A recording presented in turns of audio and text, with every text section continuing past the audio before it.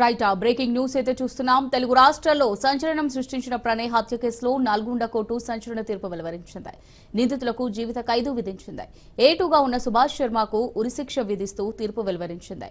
మిగిలిన 6గురికి జీవిత ఖైదు విధించింది. A3 అస్గర్ అలీ, A4 గా అబ్దుల్ భారీ, A5 గా కరీం, A6 గా అమృత బాబాయ్ శ్రవణ్, A7 గా శివ, A8 గా నదీంలకు జీవిత ఖైదు శిక్ష ఖరారు చేస్తూ ఉత్తర్వులు ఇచ్చింది.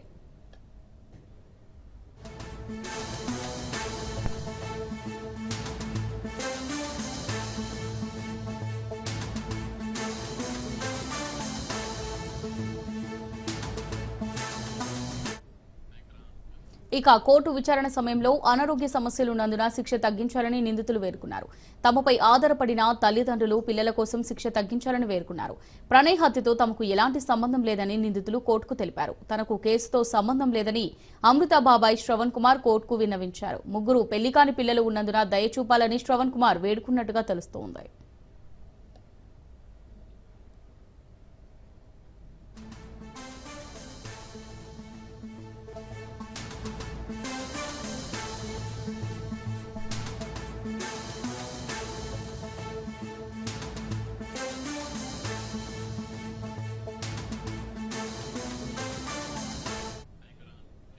ఇక నిందితులకు శిక్ష ఖరారైన అనంతరం ప్రణయ్ కుటుంబ సభ్యులు తన సమాధి వద్దకు వెళ్లారు. కుమారుడి సమాధి వద్ద తల్లిదండ్రులు నివాళులర్పించారు. కుటుంబ సభ్యులు తీవ్ర భావోద్వేగానికి గురయ్యారు. అమృత ప్రణయ్లు ప్రేమ వివాహం చేసుకున్నారు. కులాలు వేరు కావడంతో వీరి వివాహాన్ని అమృత తండ్రి మారుతిరావు ఒప్పుకోలేదు. మారుతిరావు సుఫారీ గ్యాంగ్ తో 2018 సెప్టెంబర్ 14న ప్రణయ్ను హత్య చేయించారు. కేసు నమోదు చేసిన పోలీసులు ప్రథమ నిందితుడు A1 గా అమృత తండ్రి మారుతిరావు, సుఫారీ గ్యాంగ్ కు చెందిన సుభాష్ శర్మ, A2 గా, A3 గా అస్గర్ అలీ, A4 గా అబ్దుల్ భారీ, A5 గా కరీం, A6 గా అమృత బాబాయ్ శ్రవణ్, A7 గా శివ, A8 గా నదీంలపై కేసు ఫైల్ చేసి దర్యాప్తు చేశారు.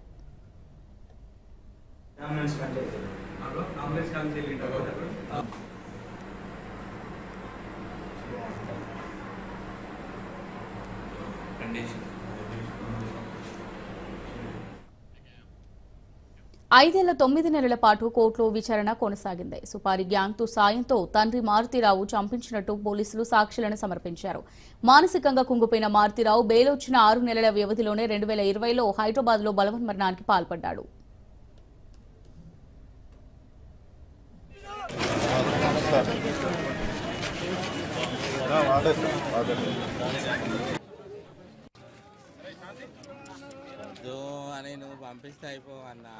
నేను చెప్పినా వద్దన్న నాకు తెలకుండానే చేసి నేను చెప్పలే. వాడు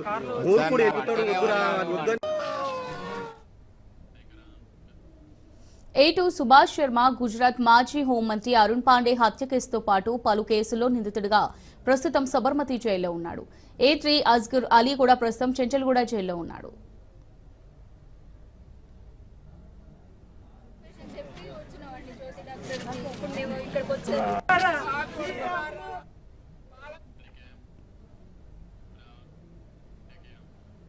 రైట్ గా దీనికి సంబంధించి మరిన్ని డీటెయిల్స్ మా crime bureau chief Pavan live ద్వారా అందిస్తారు. పవన్, ప్రణయ్ పరువు హత్యకు సంబంధించి కోర్టు కొద్దిసేపటి క్రితం తీర్పు కూడా ఉత్తర్వులు జారీ చేసింది. ముఖ్యంగా చూస్తే ఇందులో A2గా ఉన్న సురేష్ సంబంధించిన శర్మకు కూడా ఉరిశిక్ష వేస్తూ ఉత్తర్వులు కూడా జారీ చేసింది. అయితే మొత్తానికి చూస్తే కేసుకు సంబంధించి A2గా సుభాష్ శర్మ, A3గా అస్గర్ అలీ, A4గా అబ్దుల్ భారీ, A5గా కరీం, A6గా శ్రావణ్, A7గా శివ, A8గా నదీం వీరంతా కూడా దీనికి సంబంధించి కేసులో ఇన్వాల్వ్మెంట్ అయి ఉన్నారు.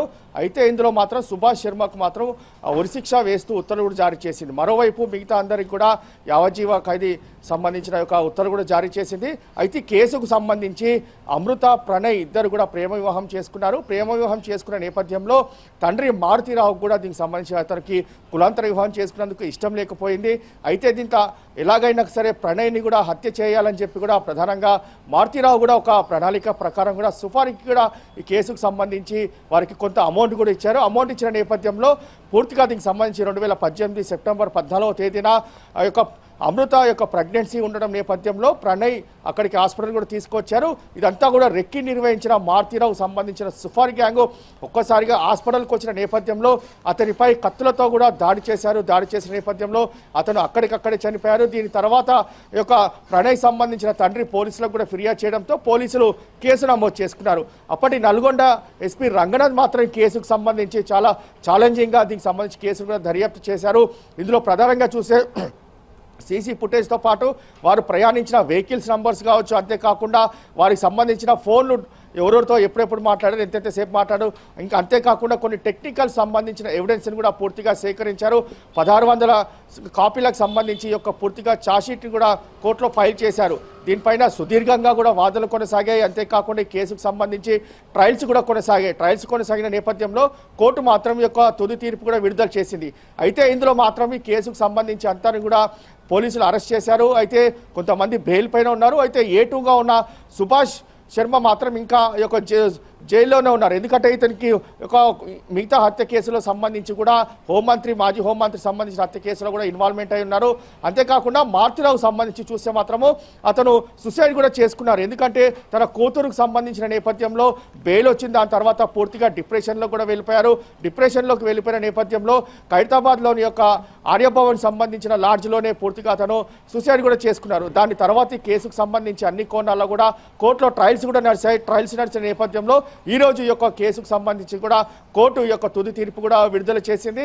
అయితే సుభాష్ శర్మ ఉరిశిక్ష నేపథ్యంలో దాని తర్వాత మిగతా అందరికి కూడా యావజ్జీవ శిక్ష కూడా విధించింది. కాబట్టి యావజ్జీవ కారాగార శిక్ష నుంచి తమను మినహాయింపు చేయాలని చెప్పి కూడా మిగతా సంబంధించిన నేరస్తులు కూడా కోరుతున్నారు. ఎందుకంటే తమకు అనారోగ్య సమస్యలు కావచ్చు, అంతేకాకుండా కుటుంబ సభ్యులకు సంబంధించిన అనారోగ్య సమస్యలు కావచ్చు, అంతేకాకుండా తమకు సంబంధించిన చిన్న పిల్లలు ఉన్నారు, కుటుంబ సంబంధించిన ఆర్థిక లావాదేవీలకు సంబంధించి కావచ్చు, వీటన్నిటిని కూడా పరిగణలోకి తీసుకొని దీనికి సంబంధించి పూర్తిగా యావజ్జీవ కారాగారం శిక్షను కూడా పూర్తిగా తగ్గించాలని చెప్పి కూడా కోర్టును వీరు కోరారు. అయితే కోర్టుకు సంబంధించి మాత్రం ఇప్పటికీ ఇంకా దీనిపైన ఇలాంటి డిసిషన్ కూడా తీసుకోలేదు. మొత్తానికి మాత్రము ఉరిశిక్ష పడడం, మిగతా వారందరికీ కూడా కొంత యొక్క దీనికి సంబంధించి యావజ్జీవ కారాగార శిక్ష పడడంతో యొక్క ప్రణయ్ సంబంధించిన కుటుంబ సభ్యులు హర్షం వ్యక్తం చేస్తున్నారు. కానీ కొంత వీరందరికీ కూడా యావజ్జీవ కారాగార శిక్ష బదులు వీరికి కూడా ఉరిశిక్ష పడుతుంటే చాలా బాగుంటుందనేది మాత్రం ప్రధానంగా దీనికి సంబంధించి ప్రణయ్ కుటుంబ సభ్యులు కూడా చెప్తున్న పరిస్థితి కూడా కనిపిస్తుంది. పవన్, మరి అప్పుడు ఆ హత్య జరిగిన టైంలో అమృత తన బావయ్య తన తండ్రిని రెచ్చగొట్టి ఈ విధంగా హత్యకి కారకుడయ్యాడని అమృత ఆరోపించింది. కానీ ఇప్పుడు చూసుకున్నట్టయితే శ్రవణ్ అసలు ఈ హత్యకు తనకు సంబంధమే లేదని అంటున్నాడు. అంతే ఎలా చూడొచ్చు అంటారు దీన్ని? మొత్తానికి మాత్రము ఇదంతా కూడా పరువు హత్యగానే మనం భావించవచ్చు. ప్రణయ్ యొక్క అమృత యొక్క ప్రేమ వివాహం చేసుకున్నారు. ప్రేమ వివాహం చేసుకున్న దాని తర్వాత దాదాపు 8 నెలల్లో కూడా పూర్తిగా ఒక పథకం కూడా నిర్వహించారు, రెక్కి నిర్వహించారు. ఒక మారుతీరావు మాత్రము పదే తన కూతురు కులాంతర వివాహం చేసుకుందనే మాత్రము తను మర్చిపోని నేపథ్యంలో దీనికి సంబంధించి సుఫారీ గ్యాంగ్ కూడా డబ్బులు ఇచ్చి ఒక హత్య చేశారు. అయితే ఈ హత్యకు సంబంధించి మొదటగా తనకు ఇలాంటి ప్రమేయం లేదని చెప్పి కూడా మారుతీరావు కూడా చెప్పారు. కానీ పోలీసులు ఇందులో పూర్తిగా దర్యాప్తు చేయగా తండ్రి యొక్క హత్య చేయించారు అనేది మాత్రం ప్రధానంగా పోలీసులు కూడా దీనికి సంబంధించిన సాక్ష్యాధారాలు కూడా సేకరించారు. ఎందుకంటే కులాంతర వివాహం చేసుకుంది, తాను బయటికి వెళ్తే ఎక్కడ కూడా ఎవరితోనూ కూడా మాట్లాడే పరిస్థితిలో ఉంటుంది. కాబట్టి తాను ఈ యొక్క ఎలాగైనా ప్రణయ్ని చంపేయాలి, తన కూతురు తన వద్దకు తెచ్చుకోవాలనేది మాత్రము ప్రధానంగా దీనికి సంబంధించి మారుతీరావు అప్పట్లో దీనిపైన సుఫారీ గ్యాంగ్తో కూడా ఇందులో మాట్లాడారు. అయితే మారుతీరావు తమ్ముడు శ్రవణ్ రావు కూడా ఈ కేసులో కూడా ఇన్వాల్వ్మెంట్ అయిన అతను A7గా ఉన్నారు. అయితే అతనికి యావజ్జీవ కారాగార శిక్ష పడింది.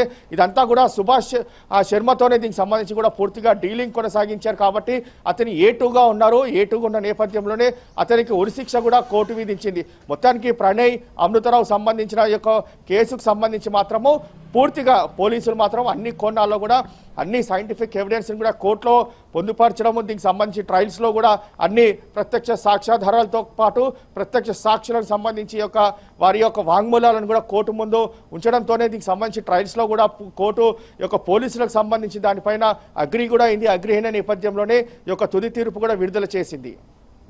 రైట్ పవన్, మరి తమకు పిల్లలు ఉన్నారు, వారిని దృష్టిలో పెట్టుకొని శిక్ష తగ్గించాలని శ్రవణ్ కానివ్వండి మిగిలిన నిందితులు కానీ కోరుకున్నారని ఇంతకుముందు మీరు చెప్పారు. సో మరి ఏంటి శిక్ష తగ్గించే అవకాశాలు ఏమైనా ఉన్నాయా? అయితే కోర్టుకు సంబంధించి చూస్తే ప్రధానంగా ఇందులో A2గా ఉన్న సుభాష్ శర్మకు సంబంధించి ఉరిశిక్ష వేసిన దాని తర్వాత మిగతా వారందరికీ కూడా యావజ్జీవ కారాగార శిక్ష కూడా కోర్టు విధించింది. కాబట్టి వీరు కోర్టును కూడా అభ్యర్థించుకున్నారు. తమను దృష్టిలో ఉంచుకోవాలి, తమ సమస్యలు కావచ్చు, తమకున్న కుటుంబ సంబంధించిన అనారోగ్య సమస్యలు కావచ్చు, వాటన్నిటి కూడా దృష్టిలో పెట్టుకొని యావజ్జీవ కారాగార శిక్షను తగ్గించాలని చెప్పి కూడా వీరు కోర్టును కోరారు. అయితే దీనికి సంబంధించి కూడా మరోసారి ఆర్గ్యుమెంట్స్ కూడా కొనసాగే అవకాశం కూడా కనిపిస్తుంది. ఎవరెవరికి ఎలాంటి యొక్క అనారోగ్య సమస్యలు ఉన్నాయి, ఎందుకంటే ఇన్ని రోజులు జైల్లో ఉన్నాం కాబట్టి ఇందులో పూర్తిగా తమను కోర్టు కొన్ని దృష్ట్యా పరిగణలోకి తీసుకోవాలి. తన అనారోగ్య సమస్యలు ఉన్నాయి కాబట్టి, అంతేకాకుండా కుటుంబ సభ్యులు చిన్న చిన్న పిల్లలు ఉన్నారు, వారికి పోషించాలంటే కూడా తాము ఇక పని చేస్తేనే వారి కుటుంబ భారం అంతా కూడా ముందుకు వెళ్తుంది అనేది మాత్రం కొన్ని గ్రౌండ్ సంబంధించిన అంశాలను కూడా మరోసారి కోర్టులో పిటిషన్ కూడా దాఖలు చేస్తారు. దానిపైన కూడా దీనికి సంబంధించి పూర్తిగా వాదనలు కూడా కొనసాగుతాయి. వాదనలు కొనసాగిన నేపథ్యంలో కోర్టు మాత్రము ఎలాంటి డిసిషన్ తీసుకుంటుందో అనేది మాత్రము వేచి చూడాల్సిన పరిస్థితి కూడా కనిపిస్తుంది. Right, thanks for the updates Pavan. అయిపోయింది 10 minutes.